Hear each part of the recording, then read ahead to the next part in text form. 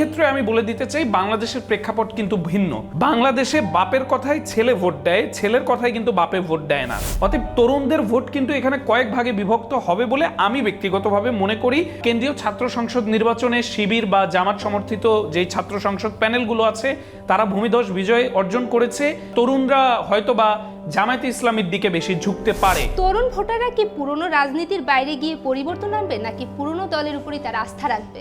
অনেক মানুষই বিগত নির্বাচনগুলোতে ভোট দেননি সুযোগ থাকার পরেও। সেই ক্ষেত্রে তরুণ ভোটাররা এই ভোটে প্রত্যেকটি আসনে তাদের সংখ্যাটা একটা ফ্যাক্টর। তরুণ ভোটাররা খুব আশা করেছিল যেই দলটিকে নিয়ে, সেই দলটির নাম আমি রাগ ঢাক ছাড়াই বলতে চাই এনসিপি। অর্থাৎ এনসিপির মাধ্যমে তারা যে একটা বৃহত্তর আন্দোলনে অংশ নিয়েছিল, সেই আন্দোলনের পরে সরকারের পট পরিবর্তন এবং সবকিছু মিলিয়ে তারা এনসিপির প্রতি তরুণ ভোটারদের একটি ঝোঁক ছিল এবং সোশ্যাল মিডিয়াগুলোতে এনসিপি যেহেতু একটি হাইপ তুলেছিল এই দলটি, সেই দলের প্রতি তরুণ প্রজন্মের কিন্তু একটি আশা, আকাঙ্ক্ষা, সম্ভাবনা সবকিছু অনেক বেশি ছিল।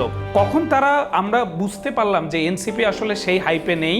আমি বারবার বলছি এনসিপি তরুণ প্রজন্মের ভরসার জায়গাটি ঠিক কতটা সরে গিয়েছে সেটি কিন্তু প্রমাণ করে দিয়েছে বিশ্ববিদ্যালয় কেন্দ্রীয় ছাত্র সংসদ নির্বাচনগুলোতে। ভূমিধস বিজয় করেছে শিবির সমর্থিত প্যানেলগুলো এবং শিবিরের যেহেতু আসল দল জামায়াতে ইসলামী, জামায়াতে ইসলামীর সাথে এনসিপি যেহেতু আবার এখন এক হয়েছে, অন্যদিকে তরুণদের মধ্যে তরুণদের উন্মাদনা বাড়াতে, তরুণদের প্রশ্নের উত্তরের মাধ্যমে তরুণদের সাথে বিএনপির যেই দূরত্ব বর্তমানে রয়েছে তা অনেকটুকু কাটানোর চেষ্টা কিন্তু বিএনপি করছে। তার আমি এমনও দেখেছি, আমি যদি চিটাগাংয়ের কথাই আপনাকে স্পেশালি বলতে চাই, রেডিসন ব্লুতে প্রোগ্রামটা হয়েছিল, আমি দেখেছিলাম, আমি ওইখানে খেয়াল করেছিলাম যে তরুণরা যেখানে তারেক রহমানের দল তারা করেন না, সে সকল তরুণরাও ওই অনুষ্ঠানে অর্থাৎ তরুণদের মুখোমুখি যে তারেক রহমান হচ্ছেন, talk with young generation, Gen Z, আপনারা যেটাই বলবেন, সেই অনুষ্ঠানে কিন্তু যে সকল তরুণরা তারেক রহমানকে সাপোর্ট করেন না তারাও কিন্তু তারেক রহমানকে এক নজর দেখার জন্য হলেও তারা সে অনুষ্ঠানে অংশ নিচ্ছে।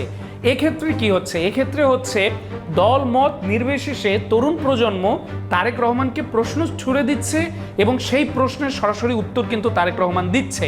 অর্থাৎ এনসিপি এবং জামাত জোট, অন্যদিকে বিএনপি, এই দুটি জোটের দিকেই আমার মনে হয় তরুণরা বিভক্ত হবে। খুব একটা যে একেবারে সবাই মিলে যে খুব একটা জোটকে সমর্থন দিবে এটা আসলে সামনের ইলেকশনে আমরা দেখব না।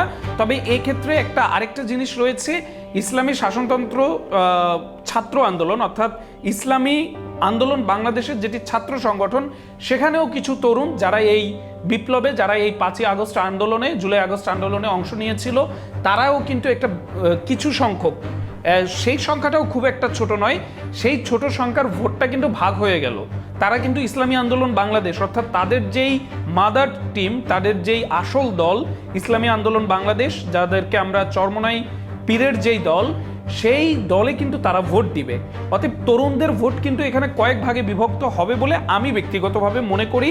তরুণরা যে এককভাবে কোনো একটি দলকে ভোট দেওয়ার যেই সুযোগ, যেই চান্স আমরা দেখেছিলাম গত 1 বছর আগেও, সেটি আজকের নির্বাচনী ডামাডোল বাজার পরে সেই চান্স, সেই সুযোগ আজকে আছে বলে আমি অন্তত মনে করি না। কেননা আপনি বলতেই পারেন যে কেন্দ্রীয় ছাত্র সংসদ নির্বাচনে শিবির বা জামাত সমর্থিত যেই ছাত্র সংসদ প্যানেলগুলো আছে তারা ভূমিধস বিজয় অর্জন করেছে। তরুণরা হয়তোবা জামায়াতে ইসলামীর দিকে বেশি ঝুঁকতে পারে। এই ক্ষেত্রে আমি বলে দিতে চাই বাংলাদেশের প্রেক্ষাপট কিন্তু ভিন্ন। বাংলাদেশে বাপের কথায় ছেলে ভোট দেয়, ছেলের কথায় কিন্তু বাপে ভোট দেয় না। আমি বারবারই একটা জিনিস আপনাকে বলে রাখতে চাই।